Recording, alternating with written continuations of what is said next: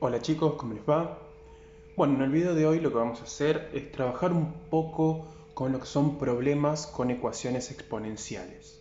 Tengan en cuenta que cada problema va a tener como su contexto y hay que analizarlo bien. Al ser un problema, uno no puede aplicar por ahí algo general para todo porque va a depender de la pregunta que nos hagan o los datos que necesitamos obtener, pero sí podemos utilizar como forma general alguna ecuación que nosotros ya conocemos, pero que por ahí o nos dan o tenemos que construirla. En este caso vamos a construirla porque si ya nos dicen cuál es la ecuación que tenemos que resolver, cuáles son todos los datos ya hechos, no tendría gracia verlo porque sería muchísimo más fácil. A mí lo que me interesa es que ustedes entiendan cómo construir esa ecuación que después voy a usar para resolver justamente el problema. Tenemos un primer ejemplo que dice que una población de bacterias duplica la cantidad en T minutos. Si al comienzo hay 3 bacterias, ¿cuántas va a haber después de 5 minutos y después de 10? Nosotros tenemos que pensar lo siguiente. Estamos trabajando con lo que es ecuaciones exponenciales. ¿Y qué tiene que ver esto con el problema en sí o en qué afectaría? Nosotros tenemos que razonar justamente de esa forma. Es decir, si nosotros vemos esto en forma gráfica, por decirlo de una manera, o con algún dibujo, nosotros tendríamos 3 bacterias, vamos a hacer puntitos como para que se entienda un poco mejor. De esas 3 bacterias, lo que va a pasar es que se van a duplicar cada una de esas bacterias después de T minutos.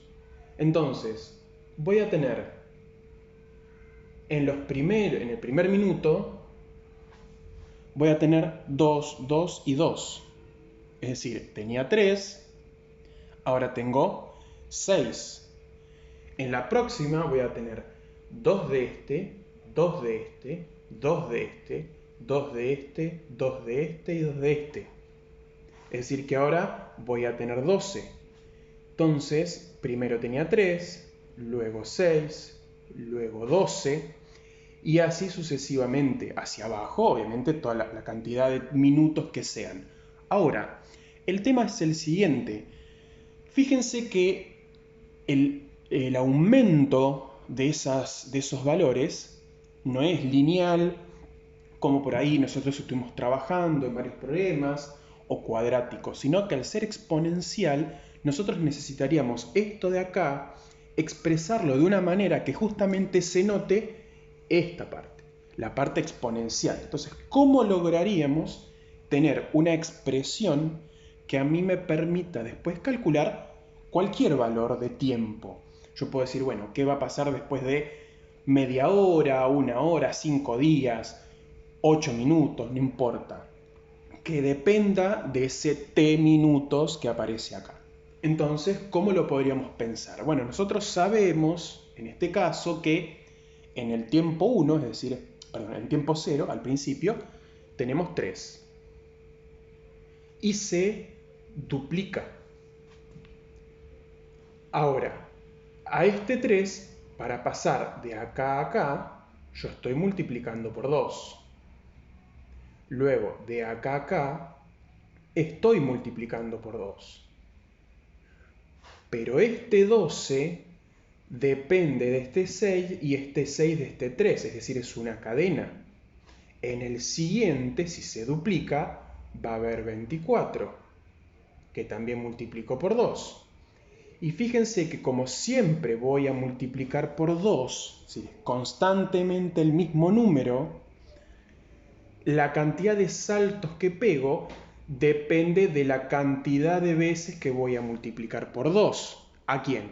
Al número 3. ¿Por qué? Porque en el primer renglón yo tengo 3 únicamente. En el segundo tengo 3 por 2, que es 6, porque hice un salto. En el tercer renglón tengo 12, que es 3 por 2, que es este, por 2 nuevamente, porque es el doble del anterior. Y en un hipotético cuarto renglón tendría 24, que es 3 por 2 por 2 y nuevamente por 2. Entonces, fíjense que lo que me aparecen son multiplicaciones de esta duplicación que me indica el problema en forma sucesiva.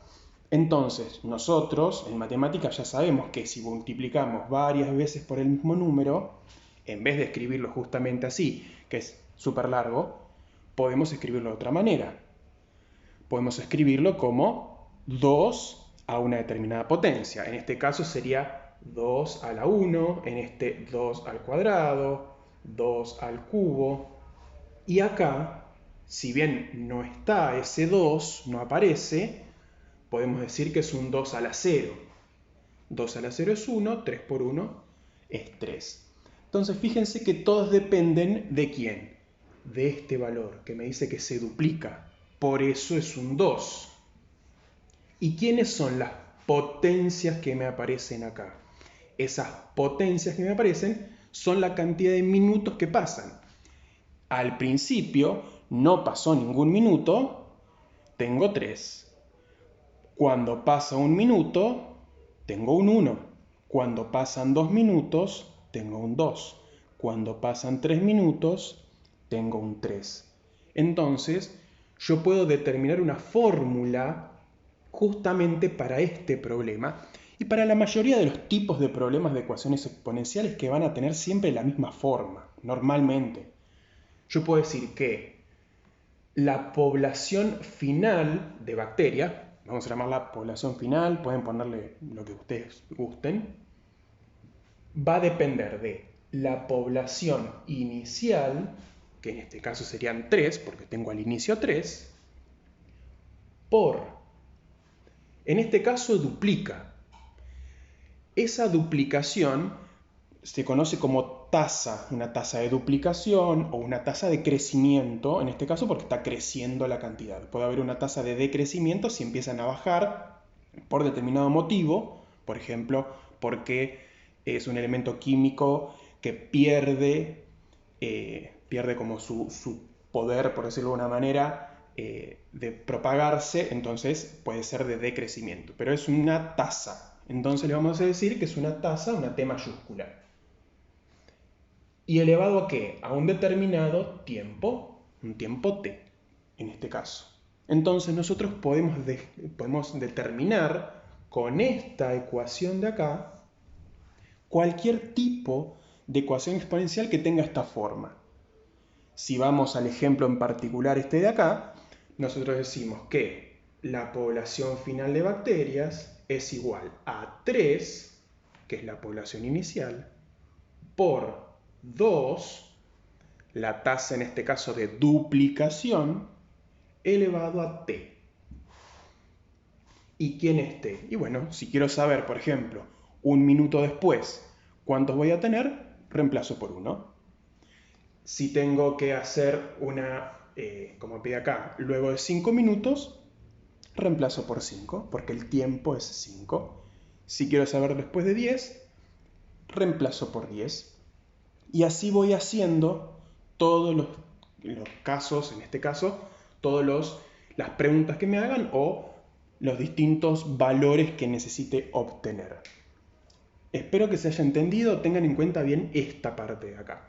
Vamos con un ejemplo más en donde ya vamos a aplicar esto de acá para que se vea otro tipo de problemas que podemos llegar a obtener. Bien, tenemos acá otro problema, en este caso vamos a hablar más de la parte económica, vamos a dejar la parte de química de un lado. En un banco ofrece una tasa de interés del 2% mensual para sus plazos fijos. Si se depositan 400.000 pesos, ¿cuánta plata habrá en la cuenta luego de 8 meses? Acá hay que empezar de la misma manera. ¿Por qué?